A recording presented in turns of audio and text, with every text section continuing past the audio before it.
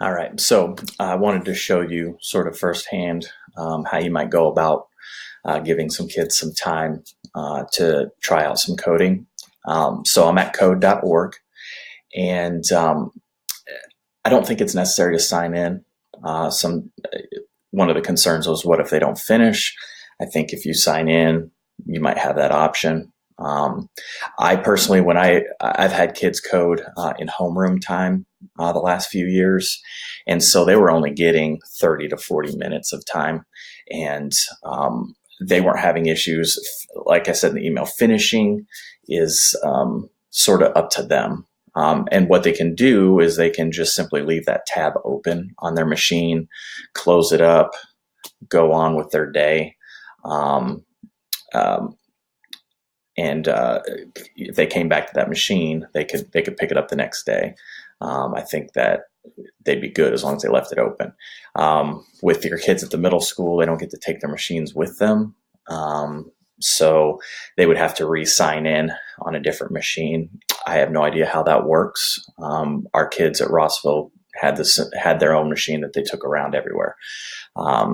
So I wouldn't be too concerned about the finishing element, but you can have them sign in, and that might help the process. So you sign in on the home screen, and they're going to want to just click on the continue with Google. And that, for a lot of them, is probably just going to log them right in. Some of them, if they've used other accounts on their Chromebook or on that Chromebook, it's probably going to list all of the accounts that have been used there. So they're going to have to find theirs. So I'm going to choose my school and log in. And now I'm logged in. They might have to do some other details on the account, like, oh, what's your name? What grade are you in? How old are you? That kind of thing, which I've already done. So when they get here, then there's a ton of content. And so I can go to catalog and browse catalog of courses from Code Studio and third-party partners. So we're going to use this organizing tool that they've provided. We're going to go to grade 6 through 12. And at that point, there is an express course. And then they can choose. So you might have kids go directly here to start. This is a tutorial on how to do block coding, which is pretty simple, but I'll show you in a second. So, in terms of teachers knowing, you don't need to know. Direct them here where they can watch and learn on their own. So they could watch that. You could do that as a class. You could preview that course and watch it together. Or you could just tell kids ahead of time, hey, bring in earphones, and they can strap on their earphones and listen and watch. But then they've got just tons of choices, probably too many choices. That's why I shared out that resource, because trying to pare it down to manageable pieces. But I will show you Scratch. Scratch is a really great resource. It's one of the ones on the list. So you might just direct them there. It's for beginners with block-based coding. So I'm going to hit, and it helps age 8 and up, any browser. Okay, so you can scroll through here, and you will be able to see that, for example, phones and tablets. We have Chromebooks, so kids cannot click on middle school iPad and have that work, right? So you can instruct your students like, hey, make sure you check the grade level, which we've already done, but check and make sure that it says any browser or modern web browsers. Either one of those would work. So I'm going to go, and it opens up a new tab. And now I've got things to try. And again, try the Getting Started tutorial. Again, they can watch a tutorial on how this works, and then they've got these choices. So they can basically pick one that is of interest to them. So let's say they're like, oh yeah, let's dance. Click try it. Mine just popped up and said, hey, do you want to enable JavaScript? And they would have clicked yes. And if they didn't have the option to click, they would want to come up here to the just to the left of the URL, and click that, and then make sure that they have Flash allowed. And if they don't see it there and it doesn't say allow, they want to go site settings. It's going to bring up yet another window, and it's going to have a menu of settings, and I'm going to double check it. It's very slow. So right here, JavaScript. Mine is allowed, and it says allowed by default. Okay, and then, Flash. I changed it to allow. The default is to ask. So it asks them. So they need to click yes, and if they don't click yes, they come to this menu and they hit allow. Okay, and that will ensure that they can run what needs to be run here. So now they've got this platform. Again, you're looking at this and you're going, what on earth? Well, again, you don't have to worry too much about that. They have another tutorial.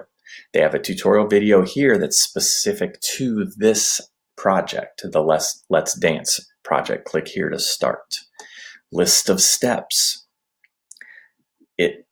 Again, you put kids down in front of their Chromebook, you get them to this point, and then at that point, you as the teacher can fade back, and just let go. That's difficult to do, but it is all set up for them to handle it themselves. And that's what's difficult for us as teachers, because we feel like we need to control. And I'm as guilty as the next. They go through step by step, and they learn how to drag blocks of code over and have them do certain things. So I want move 10 steps and then turn 15 degrees. So I just put those together, and at that point, then they can start seeing how that would actually play out. And so I can hit that, and they'll be able to see how things are going to they're actually going to be able to make this guy do the things. But again, it's all described in the tutorials. They've got motion, looks, sounds, all of these categories with different types of code.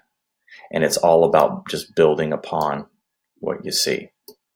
Okay, and drag and drop. You can change things there as well, costumes and sounds. So, that's just one example. This is a good opportunity to let kids play. Some are going to get very frustrated and are going to be upset that they don't know how to do it immediately. However, this is also a great chance to let kids partner up, and then you'll really see some great communication back and forth, because everybody's wired differently, and some kids really get this stuff and some kids don't, but you'll be able to see them cooperate and work together just to sort of control and make this sprite, as it's called, make the sprite do what they have described. That's what I would do. I did coding. I've done coding the last 5 or 6 years during Hour of Code Week, and I never once did any significant coding myself. I don't need to know how to do it. Nobody needs to know how to do it to begin with. It's taught to them. My 3rd grader can do this. She was doing it 2 nights ago, and I didn't foster that. That was just from school, and that was from a rotational class when they had technology for their special.